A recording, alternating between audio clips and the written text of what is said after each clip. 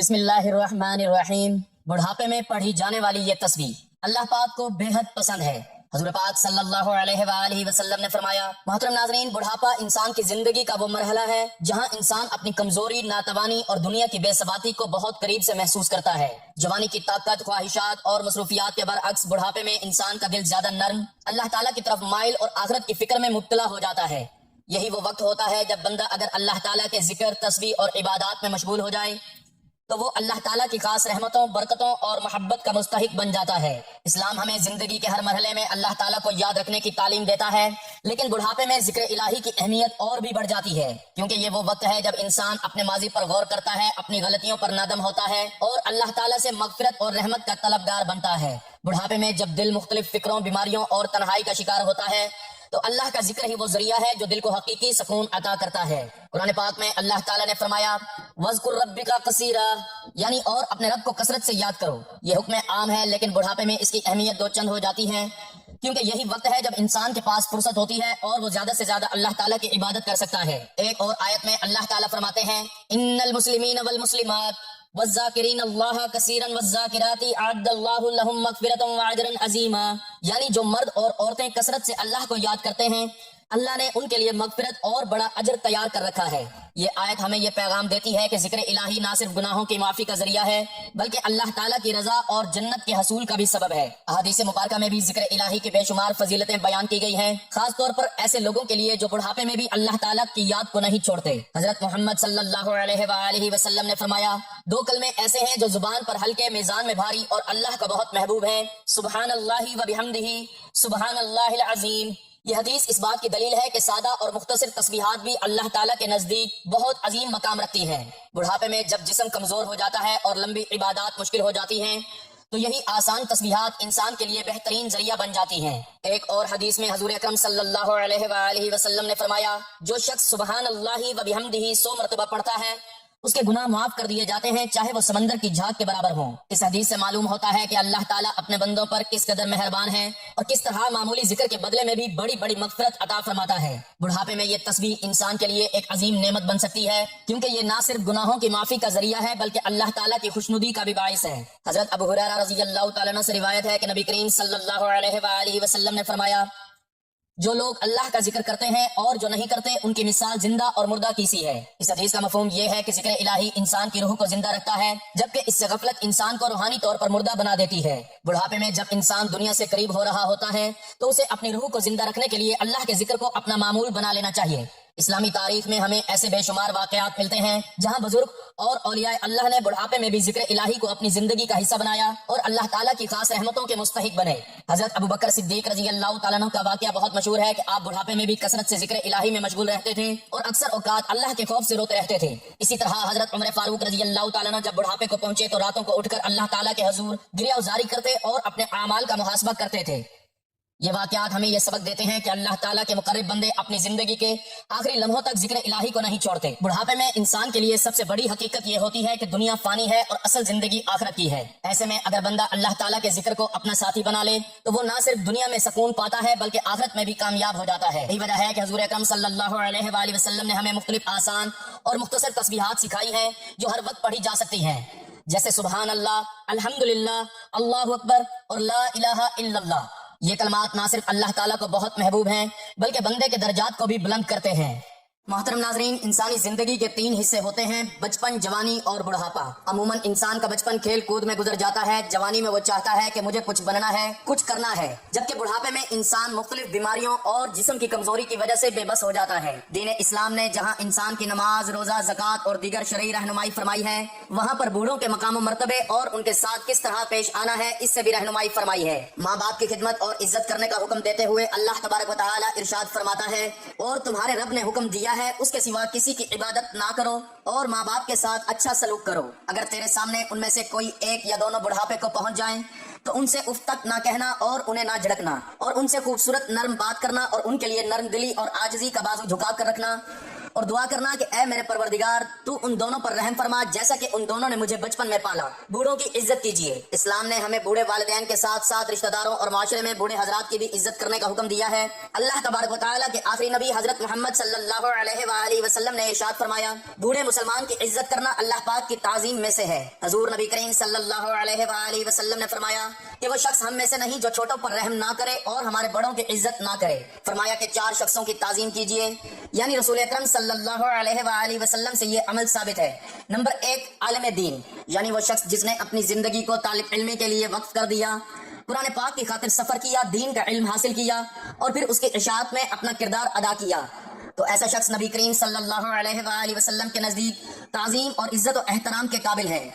Number 2، بوڑھا شخص، یعنی کوئی مسلمان یا کسی دوسرے مذہب سے تعلق رکھنے والا ایسا مرد یا عورت کہ جس کا جسم بڑھاپے کی عمر کو پہنچ چکا ہے اور وہ اپنی زندگی گزارنے کے لیے دوسروں کے سہارے کا محتاج ہے، تو ایسا شخص نبی کریم صلی اللہ علیہ وآلہ وسلم کے نزدیک احترام اور عزت کے قابل ہے، اور اس معاملے میں مذہب کی بھی کوئی قید نہیں، خواہ وہ بوڑھا شخص کسی بھی مذہب سے تعلق رکھتا ہو، تو مسلمان کے لیے انسانیت کی بنیاد پر اس کا احترام لازم ہے۔ اسماء بنت ابو بکر رضی اللہ تعالی عنہا بیان کرتی ہے کہ نبی کریم صلی اللہ علیہ وآلہ وسلم کے زمانے میں صلح حدیبیہ کے بعد ان کے مشرکہ والدہ حضرت ابو بکر صدیق رضی اللہ تعالیٰ عنہ کی سابقہ بیوی مکہ مکرمہ سے مدینہ منورہ آئی۔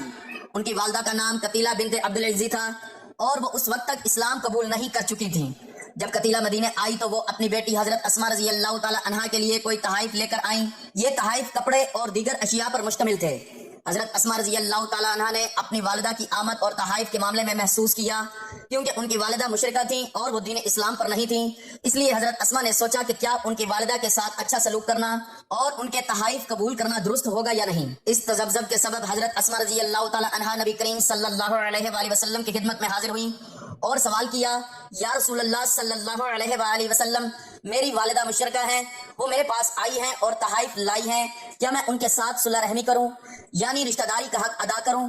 تو نبی کریم صلی اللہ علیہ وآلہ وسلم نے ان کی بات سن کر ارشاد فرمایا، ہاں، اپنی والدہ کے ساتھ صلح رحمی کرو اور ان کے حقوق ادا کرو۔ والدین کے حقوق کی ادائیگی دین سے مشروط نہیں۔ نبی کریم صلی اللہ علیہ وآلہ وسلم کے اس فرمان سے یہ سبق ملتا ہے کہ والدین کے ساتھ حسن سلوک کرنا ایک بنیادی انسانی اور اسلامی فریضہ ہے، چاہے والدین مسلمان ہوں یا غیر مسلم۔ اسلام رشتہ داری اور صلح رحمی کو بہت اہمیت دیتا ہے کہ اگر رشتہ دار دین اسلام پر نہ ہوں تب بھی ان کے حقوق ادا کرنا ضروری ہے۔ تیسرا شخص جس کا احترام کرنے کے لیے نبی کریم صلی اللہ علیہ وآلہ وسلم نے حکم دیا وہ ہے حاکم وقت، جبکہ چوتھا شخص انسان کا باپ ہے۔ بوڑھوں کو ترجیح دیجیے۔ امام غزالی رحمۃ اللہ علیہ فرماتے ہیں کہ بوڑھوں کی عزت کا کمال درجہ یہ ہے کہ ان کی موجودگی میں ان کی اجازت کے بغیر نہ بولا جائے۔ حضرت جابر ابن عبداللہ رضی اللہ تعالیٰ عنہ فرماتے ہیں کہ کسی قبیلے کا ایک وفد بارگاہ رسالت میں حاضر ہوا اور ان میں سے ایک نوجوان بولنے لگا تو پیارے آقا صلی اللہ علیہ وآلہ وسلم نے ارشاد فرمایا، یعنی تم ٹھہر جاؤ، تمہارے بڑے کہاں ہیں؟ بوڑھوں کی عزت کر کے اپنی عمر میں اضافہ کیجیے۔ رسول کریم صلی اللہ علیہ وآلہ وسلم فرماتے ہیں، جو نوجوان کسی بوڑھے شخص کی اس کی عمر کی وجہ سے عزت کرتا ہے تو اللہ پاک اس کے بڑھاپے کے وقت ایسے شخص کی عمر بڑھا دے گا جو بوڑھوں کی عزت کرے گا۔ امام غزالی رحمۃ اللہ علیہ یہ حدیث پاک نقل کرنے کے بعد فرماتے ہیں کہ اس حدیث پاک میں لمبی عمر کی بشارت ہے اور اس سے معلوم ہوتا ہے کہ بوڑھوں کی عزت کرنے سے عمر میں اضافہ ہوتا ہے۔ محترم ناظرین، ایک مرتبہ ایک شخص حضرت علی رضی اللہ تعالیٰ عنہ کی خدمت میں حاضر ہوا اور کہنے لگا کہ میرے بال کیوں سفید ہوتے جاتے ہیں، اس کا کیا مقصد ہے؟ حضرت علی رضی اللہ تعالیٰ عنہ نے فرمایا کہ جب حضرت آدم علیہ السلام زمین پر آئے اور وہ بوڑھے ہونے لگے تو ان کے بال بھی سفید ہونے لگے، اور جب پہلی مرتبہ آدم علیہ السلام نے اپنے بالوں کو سفید ہوتے دیکھا تو اللہ سبحانہ و تعالیٰ سے عرض کی کہ اے اللہ، میرے بال کیوں سفید ہوتے جا رہے ہیں؟ تو اللہ تبارک و تعالیٰ نے فرمایا کہ بالوں کا سفید ہونا بڑھاپے، بزرگی، تجربات میں فراوانی کی طرف اشارہ ہے، اور انسان کا بوڑھا ہونا انسان کو نفسانی خواہشات سے دور کرتا ہے اور اس بات کو واضح کرتا ہے کہ اس شخص کے پاس زندگی میں تجربات ہیں جس سے مشورہ لے کر آپ فیصلوں کو بہتر بنا سکتے ہیں۔ اس لیے اللہ تعالیٰ بوڑھوں کے مشورے زیادہ پسند فرماتا ہے، یعنی کہ بوڑھوں کے پاس جو تجربات ہوتے ہیں وہ اچھا مشورہ دیتے ہیں۔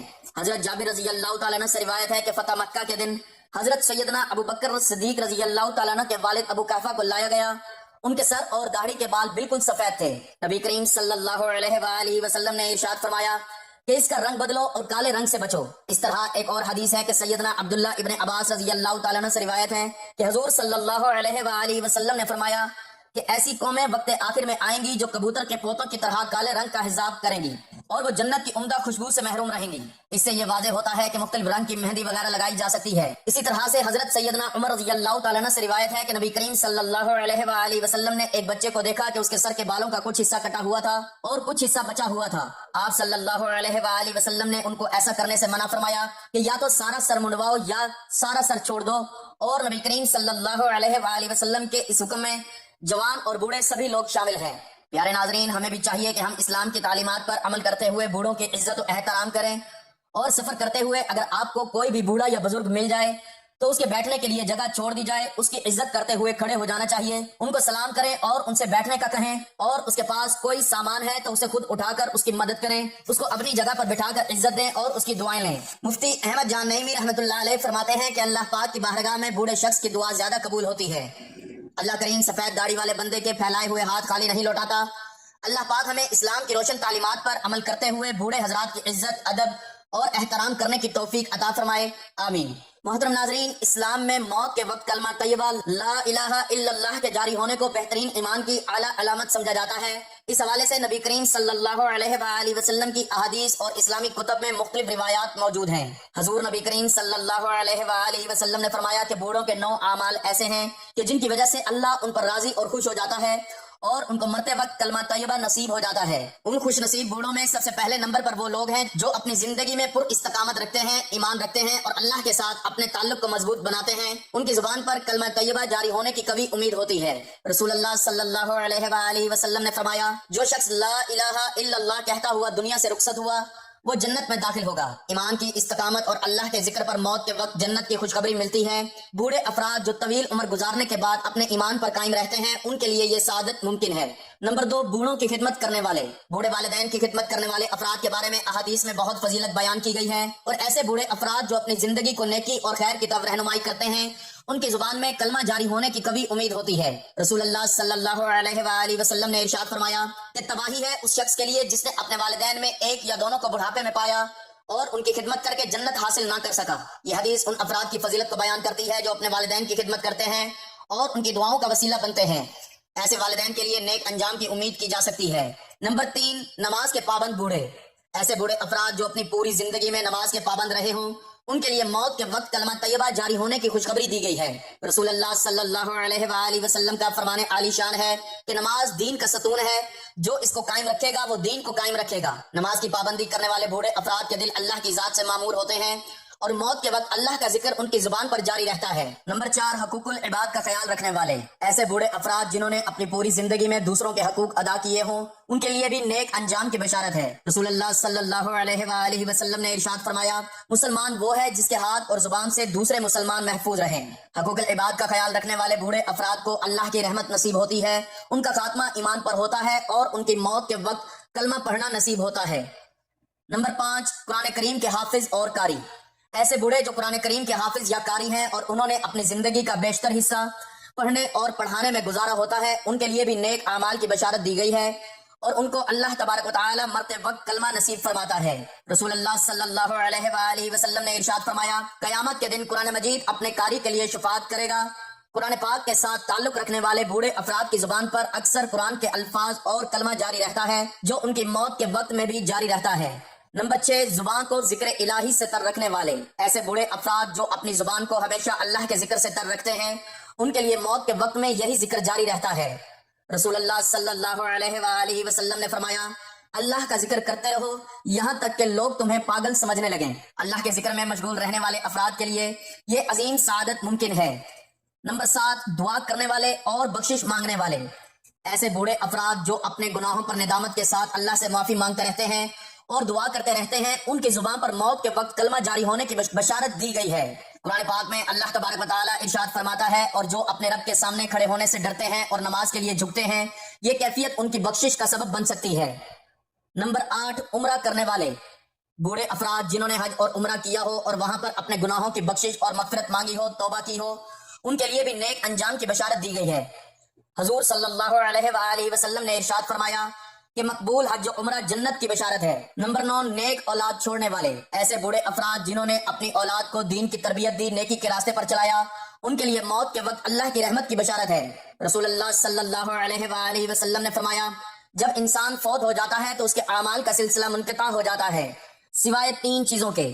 نمبر 1 صدقہ جاریہ، نمبر 2 علم جس سے فائدہ اٹھایا جائے، نمبر 3 نیک اولاد جو ان کے لیے دعائیں خیر کرے. موت کے وقت کلمہ طیبہ کا جاری ہونا اللہ پاک کی ایک عظیم نعمت اور نیک اعمال کا ثمر ہے. مذکورہ صفات اور اعمال ایسے بوڑھے افراد کو اس سعادت کا مستحق بناتے ہیں. ہمیں چاہیے کہ ہم ان اعمال کو اپنی زندگی کا حصہ بنائیں اور بڑھاپے میں اللہ تبارک و تعالیٰ کی رحمت کے طلبگار رہیں.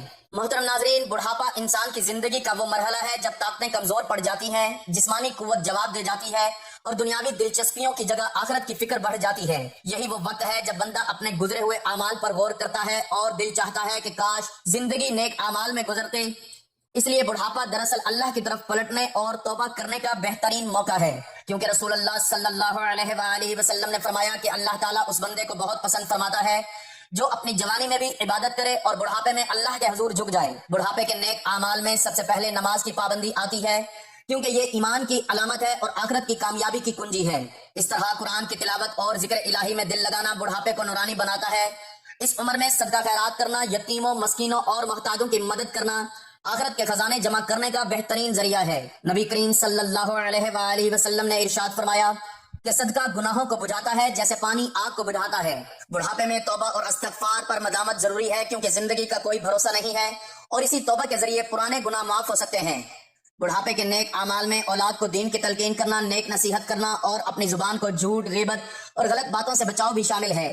اس عمر میں انسان کے لیے سب سے بڑی کامیابی یہ ہے کہ وہ دنیا سے ایمان کے ساتھ رخصت ہو اور اللہ پاک کے حضور اس حال میں جائے کہ زبان پر کلمہ طیبہ جاری ہو. لہٰذا بڑھاپے میں زیادہ سے زیادہ نفلی عبادت، دعائیں، درود شریف اور دلوں کو جوڑنے والے اعمال کرنے چاہیے، کیونکہ یہ سب اعمال آخرت میں روشنی اور جنت کی نعمتوں کا باعث بنیں گے اور یہی بڑھاپے کا سب سے قیمتی سرمایہ ہے. بڑھاپے میں نیک اعمال کی اہمیت اس لیے بھی بڑھ جاتی ہے کہ یہ عمر انسان کے لیے آخرت کی تیاری کا آخری موقع ہوتی ہے، کیونکہ جوانی میں غفلت اور دنیاوی مصروفیات کی وجہ سے جو خطائیں ہوئیں ان کی تلافی کا بہترین وقت بڑھاپا ہے. اس عمر میں انسان کی دعائیں زیادہ قبول ہوتی ہیں، کیونکہ اس کا دل نرم اور دنیا کی محبت سے کچھ حد تک خالی ہو چکا ہوتا ہے. اس لیے بڑھاپے میں کثرت سے دعائیں مانگنی چاہیے، خاص طور پر ایمان پر خاتمہ اور قبر اور آخرت کی آسانی کے لیے. نبی کریم صلی اللہ علیہ وآلہ وسلم نے فرمایا کہ بوڑھے مومن کی دعا رد نہیں کی جاتی، اس لیے یہ ذکر الہی، تسبیحات، سبحان اللہ، الحمدللہ، اللہ اکبر اور لا الہ الا اللہ کی کثرت کرنی چاہیے تاکہ زبان ذکر سے تر رہے اور دل ایمان کی روشنی سے آباد ہو. بڑھاپے میں اپنے گزرے ہوئے گناہوں پر شرمندگی کے ساتھ توبہ کرنا اور دوسروں کے حقوق ادا کرنا بھی ضروری ہے، کیونکہ اگر بندہ اللہ پاک کے پاس حقوق العباد کے بوجھ کے ساتھ گیا تو کامیاب نہ ہو سکے گا. والدین کے لیے بڑھاپا اولاد کی اصلاح کی دعاؤں کا بہترین وقت ہے، کیونکہ والدین کی دعا اولاد کے حق میں بہت زیادہ اثر رکھتی ہے. اس عمر میں حج اور عمرہ ادا کرنے کی کوشش کرنی چاہیے اگر استطاعت ہو، کیونکہ یہ گناہوں کو مٹا کر انسانوں کو ایسے پاک کر دیتا ہے جیسے ماں کے پیٹ سے پیدا ہوا ہو. بڑھاپے کے نیک اعمال میں سب سے بڑی فضیلت یہ ہے کہ انسان دوسروں کے لیے آسانیاں پیدا کرے، لوگوں کی مدد کرے، صلح رحمی کرے اور اپنے اخلاق کو نرم کرے، کیونکہ نبی کریم صلی اللہ علیہ وآلہ وسلم نے فرمایا کہ سب سے زیادہ وزندار چیز قیامت کے دن اچھے اخلاق ہوں گے.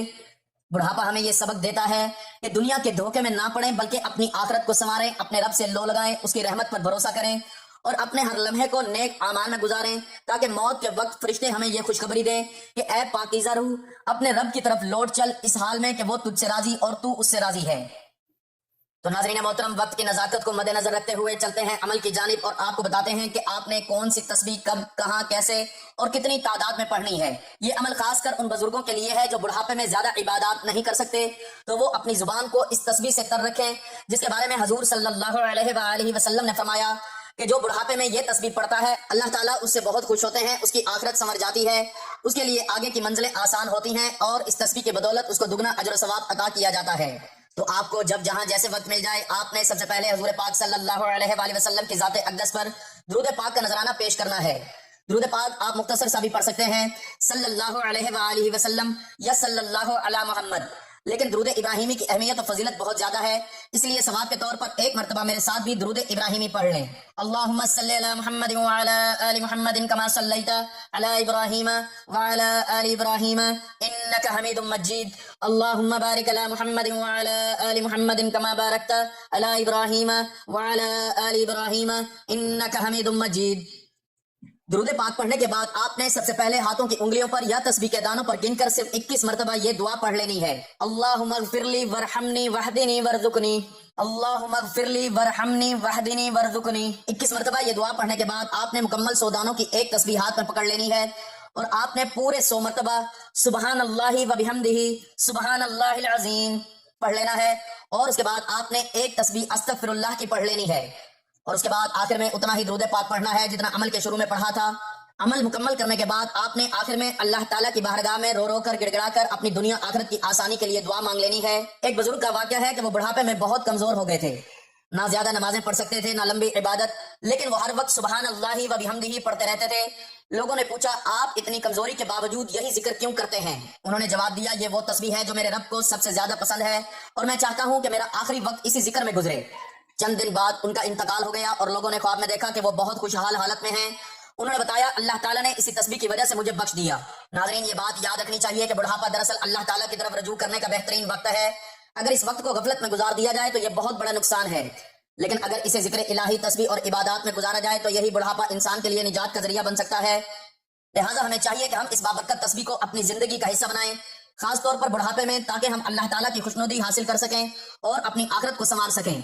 آخر میں اللہ پاک سے دعا ہے، اے ہمارے پیارے اللہ، ہم گنہگار ہیں، کمزور ہیں، خطا کار ہیں، مگر تیرا کرم بے پایا ہے۔ اے رب کریم، جب جوانی میں ہم بھول گئے تو نے پھر بھی رزق دیا، عزت دی، مہلت دی، اب جب بڑھاپا آئے تو ہمیں اپنے قریب لے، ہمیں اپنی رحمت سے نہ دور کر۔ اے اللہ، ہمیں ایسا بڑھاپا عطا فرما جس میں دل تیرے ذکر سے آباد ہو، زبان تیری حمد سے تر ہو، اور آنکھیں تیری رضا کے آنسو بہیں۔ اے اللہ، جب جسم کمزور ہو جائے تو ایمان کو مضبوط کر دے، جب دنیا کے سہارے چھوٹ جائیں تو ہمیں اپنا سہارا عطا فرما، ہماری زندگی کا آخری لمحہ ایمان پر لکھ دے، ہماری زبان پر کلمہ طیبہ جاری کر دے، اور ہماری روح کو اپنی رضا کی خوشبو میں اٹھا لے۔